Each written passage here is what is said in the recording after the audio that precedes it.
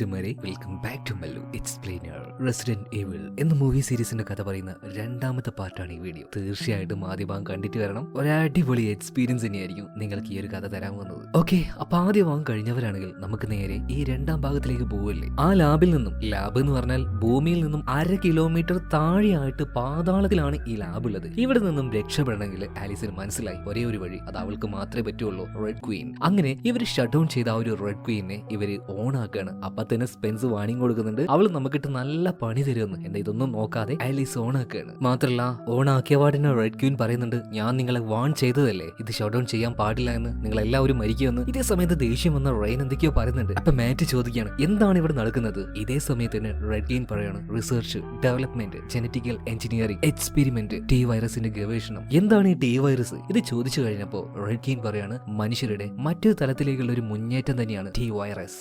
മനുഷ്യര് മരിച്ചാലും മരണപ്പെടാതെ നിലനിർത്താൻ കഴിയുന്ന ഒരു പ്രത്യേകതരം പുതിയ കണ്ടുപിടുത്തം. എന്നാൽ നിങ്ങൾ വിചാരിച്ച രീതിയിലല്ല. മരിച്ചു കഴിഞ്ഞാലും മനുഷ്യരുടെ നഖങ്ങളും മുടിയും ഇതെല്ലാം വളരാൻ തുടങ്ങും. ഒരു തരത്തിൽ പറഞ്ഞിട്ടുണ്ടെങ്കിൽ മനുഷ്യർക്ക് പിന്നീട് വിവേകങ്ങൾ ഉണ്ടാവില്ല, അവർക്ക് ചിന്തിക്കാൻ കഴിയില്ല. ചിലപ്പോ ഒരു നേരിയ ബുദ്ധി മാത്രമേ അവർക്ക് ഉണ്ടാവുള്ളൂ. മനുഷ്യർ അങ്ങനെ ആയിക്കഴിഞ്ഞാൽ അവർ പിന്നീട് മുന്നോട്ട് നയിക്കുന്ന ഒരേ ഒരു കാര്യമുള്ളൂ, ബേസിക് ആയിട്ടുള്ള മനുഷ്യരുടെ ആ ഒരു നീഡ് തന്നെ. എന്താണതെന്ന് എല്ലാവരും ചോദിക്കുമ്പോൾ വിശപ്പ്, ഭക്ഷണം, വേട്ട, അത് മാത്രമാണ് അവർ പിന്നീട് ചിന്തിക്കുകയുള്ളൂ. അതുപോലെ തന്നെ റെയിൻ ഇപ്പൊ ചോദിക്കുന്നുണ്ട്, എങ്ങനെയാണ് ഇവറ്റകളെ കൊല്ലാൻ കഴിയുക? ഒന്നേ ഉള്ളൂ, തലച്ചോറിലേക്ക് പോകുന്ന നട്ടലിന്റെ ആ ഒരു ഭാഗം പഴുത്തൊടിച്ചു കളയുക, അല്ലെങ്കിൽ തലച്ചോറ് പൊളിച്ചു കളയുക. എന്തിനാണ് ഈ ലാബിലുള്ള എല്ലാവരെയും നീ കൊന്നു കളഞ്ഞെന്ന് ബാക്കിയുള്ളവർ ചോദിച്ചപ്പോൾ ഈ റെഡ് ക്വീന് പറയാണ്, ഒരു തരത്തിൽ ആ ഒരു ടി വൈറസ് അനിയന്ത്രിതമായിട്ട് ഇവിടെ പടർന്നു പിടിച്ചു കഴിഞ്ഞു. ഒരിക്കലും ഇത് പുറത്തേക്ക് പോകാനായിട്ട് എനിക്ക് സമ്മതിക്കാൻ പറ്റില്ലായിരുന്നു. അതുകൊണ്ടാണ് ഓട്ടോമാറ്റിക്കലി എല്ലാം ഞാൻ ലോക്ക് ചെയ്ത് കഴിഞ്ഞത്. ഇത് ബാധിച്ച ആൾക്കാരുടെ ഒരു കടിയോ അല്ലെങ്കിൽ ഒരു മാന്തലോ എന്തെങ്കിലും മതി ആ ഒരു വൈറസ് നിങ്ങളുടെ ശരീരത്തിലേക്ക് കയറാനായിട്ട്. അതിനർത്ഥം എന്താണ്, നമ്മുടെ ഈ റെയിനിന്റെ ദേഹത്ത് ഓൾറെഡി ആ ഒരു വൈറസ് കയറി കഴിഞ്ഞിരിക്കുന്നു. എന്തായാലും ഇതിനുശേഷം ഇവര് നേരെ താഴേക്ക് ഇറങ്ങുകയാണ്, അതായത് ഈ ലാബിന്റെ ഏറ്റവും അടിത്തട്ടിലേക്ക്. അതിലൂടെയാണ് വെള്ളം, ഗ്യാസ്, ഇങ്ങനെയുള്ള കാര്യങ്ങളൊക്കെ സപ്ലൈ ചെയ്യുന്നത്. മിക്കവാറും ഇവിടെ ആരുണ്ടാവില്ലല്ലോ. ആ ഒരു പ്രതീക്ഷയിലാണ് ഇവർ താഴേക്ക് ഇറങ്ങിയത്. എന്നാൽ പെട്ടെന്ന് തന്നെ ഒരു സോംബി വന്നിട്ട് ജെയ്സന്റെ കഴുത്തിൽ ഇറക്കി പിടിക്കുകയാണ്. പിന്നീടാണ് മനസ്സിലായത് ഇവിടെയും നിറയെ സോംബികൾ മാത്രമാണ് ഉള്ളത്. ഇവരങ്ങോട്ടേക്ക് അറ്റാക്ക് ചെയ്യാൻ വരികയാണ്. ഒരു വഴിയില്ല ഇനി മുന്നോട്ടേക്ക് പോകാനായിട്ട്. എന്നാൽ റെയിനും നോക്കുകയാണെങ്കിൽ അവളുടെ ശരീരത്തിലേക്ക് ആ ഒരു വൈറസ് ഏകദേശം എഫക്റ്റ് ആയി തുടങ്ങിയിട്ടുണ്ട്. അവൾക്ക് മര്യാദക്ക് കണ്ണൊന്നും കാണുന്നില്ല. ഇപ്പൊ എല്ലാവരും കയറി കഴിഞ്ഞു, അവള് മാത്രം ബാക്കിയുള്ളത്. ഇപ്പോൾ റെയിനും നോക്കുമ്പോൾ ഇവരുടെ കൂട്ടത്തിൽ നേരത്തെ ജേഡി എന്ന് പറഞ്ഞൊരു കമാൻഡർ ഉണ്ടായിരുന്നില്ലേ, മൂപ്പരും ഒരു സോംബിയായി വന്നിട്ട് ഇവരെ ആക്രമിക്കാൻ നോക്കുകയാണ്. ഒന്നും നോക്കില്ല, അവനെയും വെടിവെച്ചിടുകയാണ്. ഈ റെയിനും പിന്നീട് ആ ഒരു വയറിന്റെ മുകളിലേക്ക് കയറിയിരിക്കുകയാണ്. ഇപ്പൊ സോംബികൾ മുഴുവനായിട്ട് താഴെ നിൽക്കുന്നുണ്ട്. ചിലപ്പോൾ ചില സീനുകളൊക്കെ ബ്ലാക്ക് ആൻഡ് വൈറ്റ് ആയിട്ടാണ് കാണിക്കുക. കാരണം എന്താ അറിയോ, ഇത് മുഴുവനായിട്ട് ബ്ലഡിന്റെ അതേ രീതിയിൽ കാണിച്ചിട്ടുണ്ടെങ്കിൽ നമ്മുടെ ഈ വീഡിയോക്ക് യാതൊരു തരത്തിലുള്ള വരുമാനമോ കാര്യങ്ങളോ കിട്ടില്ല. അതായത് യൂട്യൂബ് അത് ഡിസേബിൾ ആക്കി കളയും. ചിലപ്പോ ഇതിന്റെ നിയമങ്ങളും കാര്യങ്ങളും വയലേറ്റ് ചെയ്തു പറഞ്ഞിട്ട് നോട്ടീസ് വരെ കിട്ടാനുള്ള സാധ്യതയുണ്ട്. സോ അതുകൊണ്ടാണ് ഇങ്ങനെ ബ്ലഡ് ബ്ലാക്ക് ആൻഡ് വൈറ്റിലൊക്കെ കാണിക്കുന്നത് കേട്ടോ. ഇതുപോലെ മുഴുവനായിട്ട് കാണിച്ചിട്ടുണ്ടെങ്കിൽ തീർച്ചയായിട്ടും ചാനലിൽ അധികം നാളും നിലനിൽക്കാൻ കഴിയില്ല. യൂട്യൂബിന്റെ ഭാഗത്ത് തന്നെ പല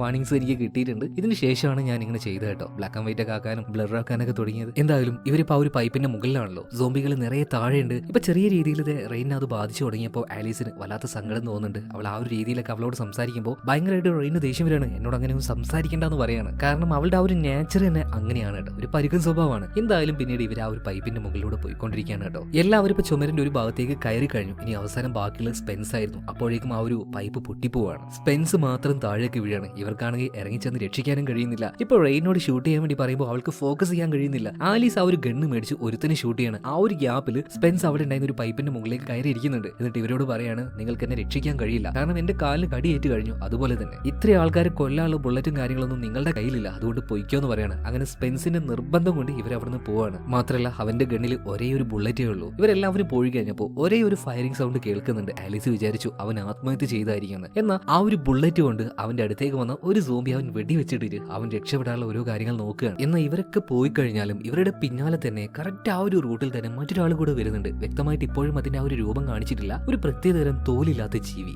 എന്തായാലും ഇവര് മുന്നോട്ടേക്ക് തന്നെ. പക്ഷെ പോകെ പോകെ റെയിനിയുടെ ആരോഗ്യം കാര്യങ്ങളൊക്കെ ഭയങ്കര മോശമായിട്ട് വരികയാണ്. ഇപ്പോ എങ്ങനെയൊക്കെയോ ഈ ജെയ്സണും അതുപോലെ തന്നെ മാറ്റും പിടിച്ചുകൊണ്ടാണ് ഇവര് മുന്നോട്ടേക്ക് പോകുന്നത് തന്നെ. പെട്ടെന്ന് നമ്മുടെ ആലീസ് നിൽക്കുകയാണ്. അവൾക്ക് എന്തൊക്കെയോ കാര്യങ്ങൾ ഓർമ്മ വരാൻ തുടങ്ങിയിട്ടുണ്ട്. അതായത് നീല നിറത്തിൽ കാണുന്നത് ടി വൈറസ്, എന്നാൽ പച്ച നിറത്തിൽ കാണുന്നത് അതിന്റെ മറുമരുന്ന്. സോ നമുക്ക് റെയിനിയെ ചികിത്സിച്ച് ഭേദാക്കാൻ കഴിയും. പെട്ടെന്ന് തന്നെ മറ്റൊരു ലാബിലേക്ക് ചെല്ലുകയാണ് ആലീസ്. പിന്നാലെ തന്നെ ഈ മാറ്റ് ഉണ്ടല്ലോ, മാറ്റ് ചോദിക്കുകയാണ്, ഈ കാര്യങ്ങളൊക്കെ എങ്ങനെയാണ് നിനക്ക് അറിയുന്നത്? ഇപ്പൊ ആലീസ് പറയാണ്, നിന്റെ അനിയത്തി ഇതിന്റെ ഉള്ളിലേക്ക് വന്നില്ലേ, അതായത് ലിസ, അവൾക്ക് അത് എടുത്തു കൊടുക്കാന്ന് പറഞ്ഞത് ഞാനാണ്. എനിക്ക് ഇവിടുത്തെ ഏകദേശം എല്ലാ കാര്യങ്ങളും അറിയും. അപ്പൊ മാറ്റ് ചോദിക്കുകയാണ്, എന്റെ അനിയത്തിയെ ചതിച്ചത് നീയാണോ? ഇനി ഇതിന് മറുപടി പറയാൻ നമ്മുടെ ആലീസിന് കഴിയുന്നില്ല. അവൾക്ക് അറിയില്ല അവളാണോ ചതിച്ചത്, അല്ലെങ്കിൽ മറ്റെന്തെങ്കിലും കാര്യമാണോ ഇവിടെ സംഭവിച്ചത്. ഒന്നിനെ കുറിച്ച് ഒരു ധാരണയില്ല. പിന്നീട് നേരെ നമ്മുടെ ആലീസ് ആ ഒരു മരുന്ന് എടുക്കാൻ വേണ്ടി അതിന്റെ അടുത്തേക്ക് ചെന്ന് നോക്കുമ്പോൾ ആ ഒരു ഷെൽഫിൽ മരുന്നോ കാര്യങ്ങളോ ഒന്നും ഉണ്ടായിരുന്നില്ല. ഓൾറെഡി അത് ആരോ മോഷ്ടിച്ചിട്ടുണ്ട്. ഒന്നും തിരിയാതെ നിൽക്കുമ്പോഴാണ് വീണ്ടും നമ്മുടെ ആലീസിന് ബോധവും കാര്യങ്ങളൊക്കെ തിരിച്ചു കിട്ടുന്നത്. അതായത് എല്ലാ കാര്യങ്ങളും ഒരു ദിവസം മുന്നേ നടന്ന കാര്യങ്ങളാണ്. അത് അവൾക്ക് ഓർമ്മ വരികയാണ്. ലിസയുമായി സംസാരിച്ച കാര്യം, അതായത് അവൾക്ക് വേണ്ടിയിട്ട് ഈ വൈറസിനെ പൂർണ്ണമായിട്ട് എടുത്തു കൊടുക്കാന്ന് നമ്മുടെ ആലീസ് വാക്ക് കൊടുത്തു. പക്ഷെ അതിന് പകരമായിട്ട് ആലീസ് ചോദിച്ചത് പണമോ ബാക്കിയുള്ള കാര്യങ്ങളോ ഒന്നും അല്ലായിരുന്നു. ഈ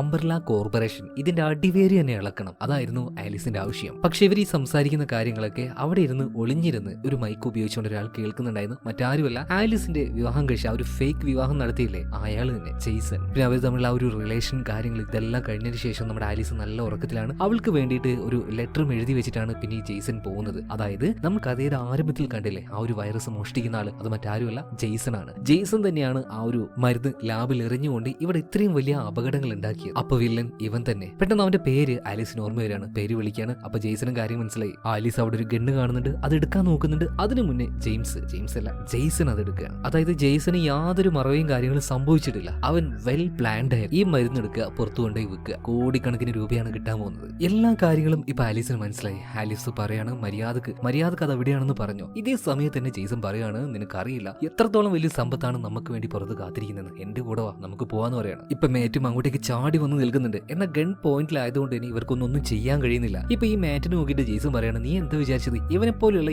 ഏറാങ്കൊലികൾ വിചാരിച്ചാൽ ഈ കമ്പനിയൊക്കെ അങ്ങ് തകർക്കാൻ കഴിയുന്നു? ഒന്നും ചെയ്യാൻ പറ്റില്ല. നമുക്ക് ചെയ്യാൻ പറ്റുന്ന ഒരേ ഒരു കാര്യം നമുക്കായിട്ട് എന്തെങ്കിലും ഉണ്ടാക്കുക, വാ എന്റെ കൂടെ എന്ന് പറയുന്നുണ്ട്. എന്ന് ഇതേ സമയത്ത് തന്നെ മാറ്റിന്റെ അനിയത്തി, അതായത് ലിസ സോംബിയായി മാറിയല്ലോ, അവൾ ആ ഒരു വെള്ളത്തിൽ നിന്നും പതിയെ പൊന്തി വരികയാണ്. ഇവന്റെ പിറകിലേക്ക് വരുന്നുണ്ട്. എന്ന് ഈ കാര്യം ആലീസ് അവനോട് പറയുന്നില്ല. ഇപ്പൊ ജെയ്സന്റെ കഴുത്തിൽ ഒരൊറ്റ കടി കൊടുക്കുന്നുണ്ട്. ഉടനെ തന്നെ അതിന് വെടിവെച്ചിട്ട് ജെയ്സൺ ഇവിടുന്ന് പോവാണ്. ആ സമയത്ത് തന്നെ റെയിനി ആ ഒരു ആന്റിവൈറസ് എവിടെയാണെന്ന് ചോദിക്കുന്നുണ്ട്. അത് ആ ഒരു ട്രെയിനിൽ തന്നെയുണ്ട്. കാരണം അതിലൂടെ രക്ഷപ്പെടാൻ നോക്കുന്ന സമയത്താണ് ഇവരുടെ കയ്യിലേക്ക് ഈ ജെയ്സൺ പെട്ടുപോയത്. എന്തായാലും ഈ റൂമിന്റെ ഉള്ളിൽ വെച്ച് ഇവരെല്ലാവരെയും ലോക്ക് ചെയ്തിട്ട് ജെയ്സൺ വേഗം പോവാണ്. ഇതേ സമയത്ത് തന്നെ റെയിനി പറയുന്നുണ്ട്, എന്റെ ആലീസെ, നിന്റെ ഈ കാമുകനുണ്ടല്ലോ ഒരു പന്ന നായിയാണ്. ഇവരെന്തായാലും ഇവിടുന്ന് രക്ഷപ്പെട്ട് കഴിഞ്ഞാൽ പിന്നെ നമുക്ക് മറ്റൊരു വഴിയില്ലാന്ന് മാറ്റ് പറയാണ്. ഇതേ സമയത്ത് തന്നെ അങ്ങോട്ടേക്ക് റെഡ് ക്വീൻ വരുന്നുണ്ട്. അതായത് അവളുടെ ആ ഒരു ശബ്ദം മാത്രമാണ് കേട്ടോ. റെഡ് ക്വീൻ പറയാണ്, അവൻ ഒരിക്കലും ഇവിടുന്ന് രക്ഷപ്പെട്ട് പോകില്ല. ഇവിടെ സീൻ കട്ടാവുകയാണ്. അടുത്ത സീനിൽ ആ ഒരു മരുന്നിന്റെ അടുത്തേക്ക് ജെയ്സൺ ഓടിച്ചെല്ലുന്നുണ്ട്. ആ ഒരു പെട്ടി അവൻ വേറെ സ്ഥലത്ത് ഒളിപ്പിച്ച് വെച്ചിട്ടുണ്ട്. അതായത് ആ ഒരു മരുന്ന് നടക്കുന്ന മരുന്നല്ല, വൈറസ് ആണ്. അതിൽ തന്നെയുള്ള ആ ഒരു പച്ച മരുന്ന് എന്ന് പറഞ്ഞാൽ ഇതിന്റെ ഒരു എന്താ പറയാ, ഒരു ആന്റിഡോട്ട് ആണ്, ഒരു ഓപ്പോസിറ്റ് മരുന്നാണ്. സോ അത് വേഗം തന്നെ അവന്റെ ശരീരത്തിലേക്ക് കുത്തി വെക്കാൻ നിൽക്കുമ്പോൾ ജെയ്സൺ ഒരു കരച്ചിൽ കേൾക്കാണ്. ഇതെന്ത് തേങ്ങ വെച്ച് മുകളിലേക്ക് നോക്കുമ്പോൾ ദാണ്ട് നിൽക്കുന്ന ആ ഒരു ജന്തു. പിന്നത്തെ കാര്യം പറയണ്ട, പൂർണ്ണമായിട്ടും കാണിക്കാൻ കഴിയില്ല. ഇവൻ അങ്ങോട്ട് ഇട്ട് വന്നിട്ട് കാട്ടിച്ച് കയറിയെടുക്കാണ് ആ ഒരു ജന്തു. ഇത് CCTV-യിലൂടെ ആര് കാണുന്നുണ്ട്? ആലീസ്, റെയിന്, അതുപോലെ തന്നെ മാറ്റ്. ഇതെന്താണെന്ന് ചോദിച്ചപ്പോൾ റെഡ് ക്വീൻ ഇവർക്ക് പറഞ്ഞു കൊടുക്കാണ്. അതായത് ജീവനുള്ള ഒരു സെല്ലിലേക്ക് T വൈറസിന് ഡയറക്റ്റ് ആയിട്ട് കുത്തിവെച്ചപ്പോണ്ടായ ഒരു വിചിത്ര ജീവിയാണത്. മാത്രമല്ല ആ ഒരു ജീവിയാണെങ്കിൽ ഇപ്പൊ ഒരു മനുഷ്യ ശരീരം കഴിച്ചല്ലോ, ആ ശരീരത്തിന്റെ ഉള്ളിലും വൈറസ് ഉണ്ടായിരുന്നല്ലോ. ഇതെല്ലാം കൂടി ആയതുകൊണ്ട് തന്നെ ഇപ്പോ ഈ റെഡ് ക്വീൻ പറയാണ് അതിന് വീണ്ടും പരിണാമം സംഭവിക്കും. അത് കൂടുതൽ വേട്ടയാടാൻ കഴിയുന്ന മറ്റൊരു ജീവിയായിട്ട് ഇപ്പൊ മാറും. പറഞ്ഞതുപോലെ തന്നെ അതിന്റെ ശരീരം അതിവേഗത്തിൽ മാറിക്കൊണ്ടിരിക്കുകയാണ്, കുറച്ചുകൂടി വലുപ്പത്തില്. ഇപ്പോൾ റെഡ് ക്വീനോട് ഇവർ ന്യായമായിട്ട് ഒരു കാര്യം ചോദിക്കുന്നുണ്ട്. ഇതുപോലൊരു സാധനം പുറത്ത് ചാടി എന്തുകൊണ്ട് നിങ്ങൾ ആ ഒരു കാര്യം ഞങ്ങളോട് പറഞ്ഞില്ല? മാറ്റ് ഈ ഒരു കാര്യം ചോദിച്ചപ്പോൾ ആലീസ് പറയാണ്, ആ ജീവിയെ ഈ റെഡ് ക്വീൻ നമുക്ക് വേണ്ടി മാറ്റിവെച്ചതാണ്. അതായത് നമ്മളെ പൂർണ്ണമായിട്ടും ഇല്ലാതാക്കാനായിട്ട് റെഡ് ക്വീൻ ശരി തന്നെയാണ്, നിങ്ങൾക്ക് വേണ്ടി മാറ്റിവെച്ചതാണ്. എന്നാൽ രോഗം ബാധിക്കാതെ ഇത്ര ദൂരം നിങ്ങൾ വരുമെന്ന് ഞാൻ പ്രതീക്ഷിച്ചതല്ല. അങ്ങനെ ബാധിച്ചു കഴിഞ്ഞാൽ എനിക്ക് നിങ്ങളെ പുറത്തേക്ക് വിടാൻ കഴിയില്ല. അതുപോലെ തന്നെ ഇവർ ആയുധങ്ങളൊക്കെ എടുക്കുകയാണ്. ഇത്രയും പെട്ടെന്ന് ഈ മുറി തകർക്കാൻ നോക്കുകയാണ്. പക്ഷേ ഇതിന്റെ ആ ഒരു നമ്പർ ലോക്ക് ഉണ്ടല്ലോ, അത് ഇവർക്ക് തുറക്കാൻ കഴിയുന്നില്ല. ഇപ്പൊ ഈ റെഡ് ക്വീൻ പറയാണ്, ആ 4 നമ്പർ അത് ഞാൻ നിങ്ങൾക്ക് തരാം. പക്ഷെ നിങ്ങളുടെ കൂട്ടത്തിൽ ഒരുത്തൻ രോഗബാധിതനാണ്, അയാളെ കൊല്ലുകയാണെങ്കിൽ അതിന് പ്രത്യുപകാരമായിട്ട് ആ നമ്പർ ഞാൻ തരാം. അതായത് നമ്മുടെ റെയിനിയെ കൊല്ലാൻ വേണ്ടിയിട്ടാണ് പറയുന്നത്. അവളുമായിട്ട് പുറത്തേക്ക് പോകാൻ ഈ റെഡ് ക്വീൻ സമ്മതിക്കില്ല. അതുപോലെ തന്നെ ആ ഒരു ആന്റിഡോട്ട് അത് വർക്കാവുന്ന കാര്യത്തിൽ വലിയ ഉറപ്പൊന്നുമില്ല. ചിലപ്പോൾ വർക്കാവും, അല്ലെങ്കിൽ ഇല്ല. ഇതേ സമയത്ത് തന്നെയാണ് ഇവരുടെ ലാബിന്റെ ഒരു ഭാഗത്തേക്ക് ആ ഒരു ജീവി എത്തുന്നത്. അത് അവിടെയുള്ള ഒരു ഗ്ലാസ് തകർത്തുകൊണ്ടിരിക്കുകയാണ്. ഇപ്പൊ റെഡ് ക്വീൻ പറയണേ, അതിനിപ്പോ ആവശ്യത്തിന് ബലമുണ്ട് എന്ന്. അധികം നേരത്തേക്കൊന്നും ആ ഒരു ഗ്ലാസിന് ആ ജീവിയെ തടഞ്ഞു നിർത്താൻ കഴിയില്ല. അതുകൊണ്ട് ഞാൻ പറഞ്ഞത് ചെയ്യും. ഇപ്പൊ റെയിനി അവിടെ കുഞ്ഞിഞ്ഞിരുന്നിട്ട് ആലീസിനോട് അവളുടെ കഴുത്ത് വെട്ടിക്കോളാൻ പറയാണ്. അതായത് അവളെ രക്ഷപ്പെടുത്താൻ കഴിയില്ല. എന്നാൽ ആലീസ് ഇതിന് സമ്മതിക്കുന്നില്ല. കുറെ നിർബന്ധിച്ചപ്പോൾ അവൾ ആ ഒരു കോടാലി എടുക്കുകയാണ്. എന്നാൽ ആലീസ് ആ ഒരു കോടാലി വെച്ച് ഒരൊറ്റ വിട്ടുകൊടുത്തത് റെഡ് ക്വീൻ ആയിരുന്നു. അതുപോലെ തന്നെ പെട്ടെന്ന് അവിടെയുള്ള കരണ്ടും കാര്യങ്ങളും പോവാണ്. ഇവരുടെ ആ ഒരു ഡോറ് തുറന്നു വരുന്നുണ്ട്. എന്നാൽ അത് തുറന്നു കൊടുത്തത് റെഡ് ക്വീൻ ആയിരുന്നില്ല, നേരത്തെ രക്ഷപ്പെട്ടു പോയ സ്പെൻസ് ഉണ്ടല്ലോ, അവനായിരുന്നു. ചെറിയ ട്രിക്കെല്ലാം കാണിച്ച് ആ ഒരു ഡോറ് തുറന്നത്. ഇത് തുറന്ന് ഇവർ പുറത്തേക്ക് പോയതും ആ ഒരു ചില്ല് തകർത്തോണ്ട് ഈ ജീവി ഇങ്ങോട്ടേക്ക് എത്തുക. എന്നാൽ ഇതിനെ നേരിട്ട് ആദ്യമായിട്ടാണല്ലോ സ്പെൻസ് കാണുന്നത്. അവനവൻ ഞെട്ടിപ്പോണം, ഇതെന്ത് കുന്താണ് ചോദിക്കുന്നുണ്ട്. അതൊക്കെ വലിയ കഥയാ, പിന്നെ പറയാന്ന് പറഞ്ഞിട്ട് ഇവർ നേരെ പോകുന്നത് ആ ഒരു ട്രെയിനിന്റെ അടുത്തേക്കാണ്. അതിന്റെ ഒരു മൂലക്കാട്ടി ചത്ത് മലച്ച് ചോര ഒലിപ്പിച്ച് എടുക്കുകയാണ്. ആരാണ്? ജെയ്സൺ. ഒരു കരടി അവനോട് തോന്നണ്ട, കാരണം അവനാണ് ഇതിനെല്ലാത്തിനും കാരണം. അവന്റെ ആ ഒരു ദുരാഗ്രഹം. എന്തായാലും അവന്റെ ആ ഒരു പെട്ടി, മരുന്ന് നടക്കുന്ന ആ ഒരു പെട്ടി ഞാൻ എടുത്തോളാന്ന് പറഞ്ഞിട്ട് ആലീസ് അങ്ങോട്ട് പോവാണ്. ട്രെയിൻ ഇവർ സ്റ്റാർട്ട് ചെയ്യുന്നുണ്ട്. ഇതേ സമയത്ത് തന്നെ ജെയ്സൺ സോംബിയായി മാറിയിട്ട് ആലീസിനെ കടിച്ചു കയറാൻ വരികയാണ്. എന്നാൽ അവന്റെ തലയോട്ടി നോക്കി തന്നെ ഒരേറ്റ വിട്ടുകൊടുക്കുകയാണ് ആര്? ആലീസ്.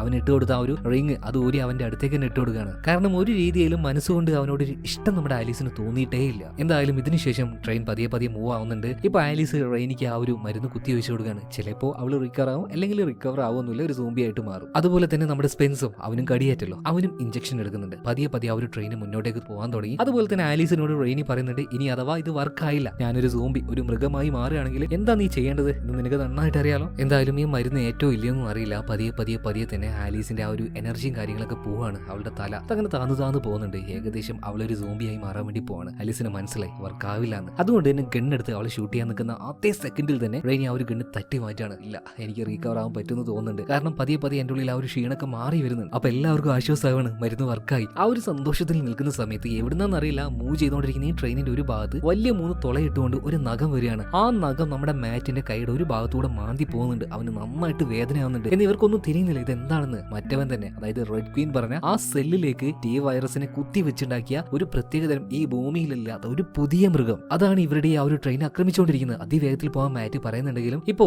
ഈ സ്പെൻസ് പറയാണ് അതിന് നമുക്ക് കഴിയില്ല, കാരണം ട്രെയിൻ തെറ്റിപ്പോവും, പാളം തെറ്റിപ്പോവും, ഇത് നമ്മളെല്ലാം വെന്ത് മരിക്കും. ഇത് പറഞ്ഞ് തീർന്നില്ല. പെട്ടെന്ന് ഈ ട്രെയിനിന്റെ ഒരു ഭാഗത്തെ ഡോറ് വലിച്ചു പറിച്ചു കളയുന്ന ആ ഒരു ജീവി മാത്രമല്ല ആദ്യം തന്നെ നമ്മുടെ ഈ ഒരു സ്പെൻസിനെ കട്ടിച്ചെടുത്തുകൊണ്ട് പോകുന്നുണ്ട്. അവൻ പോലും വിചാരിച്ചില്ല എങ്ങനെയൊക്കെയോ മാറ്റ് ആ ഒരു ഡോർ അടക്കാണ്. എന്നാൽ അധിക നേരമൊന്നും ഇവർക്ക് പിടിച്ചു നിൽക്കാൻ കഴിഞ്ഞില്ല. മറ്റൊരു ഡോർ തുറന്നുകൊണ്ട് അല്ലെങ്കിൽ പൊളിച്ചുകൊണ്ട് ഈ ജീവി ഇവരുടെ ഉള്ളിലേക്ക് വരികയാണ്. മാത്രമല്ല അതിന്റെ ആ ഒരു നീണ്ട നാക്ക് വെച്ച് നമ്മുടെ ആലീസിനെ വലിച്ചെടുക്കാൻ വേണ്ടി നോക്കുമ്പോൾ അതിലേക്ക് ഒരു കൂർത്ത കമ്പി കൂത്തിയങ്ങോട്ട് കയറ്റുകയാണ്. അതുകൊണ്ട് തന്നെ ഇതിന് നാവ് വലിക്കാൻ കഴിയുന്നില്ല. ഇനി ഈ ട്രെയിനിന്റെ അടിഭാഗത്തായിട്ട് ഒരു ഡോർ ഉണ്ട്, അത് തുറക്കാൻ വേണ്ടി മാറ്റിനോട് പറയാണ്. മാറ്റ് അത് തുറക്കാൻ വേണ്ടി പോകുമ്പോൾ ഉണ്ടല്ലോ അവിടെ സോംബി ആയിട്ട് നിൽക്കുകയാണ്. ആര്? നമ്മുടെ റെയിനി തന്നെ. നമ്മുടെ മാറ്റിന് മറ്റൊരു വഴി ഉണ്ടായിരുന്നില്ല, അവളെ ഷൂട്ട് ചെയ്ത് കൊന്നുകളയാണ്. അങ്ങനെ പിന്നീട് ആ ഒരു വാതിൽ ഇത് പെട്ടെന്ന് തുറക്കുന്നുണ്ട്. അപ്പൊ തന്നെ റെയിൽ പാളത്തിലേക്കാണ് ഈ ജീവി ചെന്ന് വീണത്. അതിന്റെ നാക്കാണെങ്കിൽ മുകളിൽ കുടിയും കെടുക്കുകയാണ്. അപ്പൊ ഈ ട്രെയിൻ പോകുമ്പോൾ ഇതിന്റെ കൂടെ തന്നെ ഈ ജീവി പാളത്തിൽ അടിച്ച് വരികയാണ്. നല്ല വേഗതയുള്ളതുകൊണ്ട് നിലത്ത് അടിച്ചടിച്ചടിച്ച് അവസാനം ഇതിന്റെ ആ ഒരു ദേഹം നിന്ന് കത്താൻ വേണ്ടി തുടങ്ങുന്നുണ്ട്. ഒരു രീതിയിലും ആ ഒരു മൃഗത്തിന് ഇനി രക്ഷപ്പെടാൻ മനസ്സിലായെന്ന് തോന്നിയപ്പോൾ ആലീസ് വീണ്ടും ആ ഒരു ഡോർ ക്ലോസ് ചെയ്യാൻ വേണ്ടി പറയാണ്. ഡോർ ക്ലോസ് ചെയ്തപ്പോൾ നാവ് മുറിയാണ്. ആ ഒരു ജീവി ആണെങ്കിൽ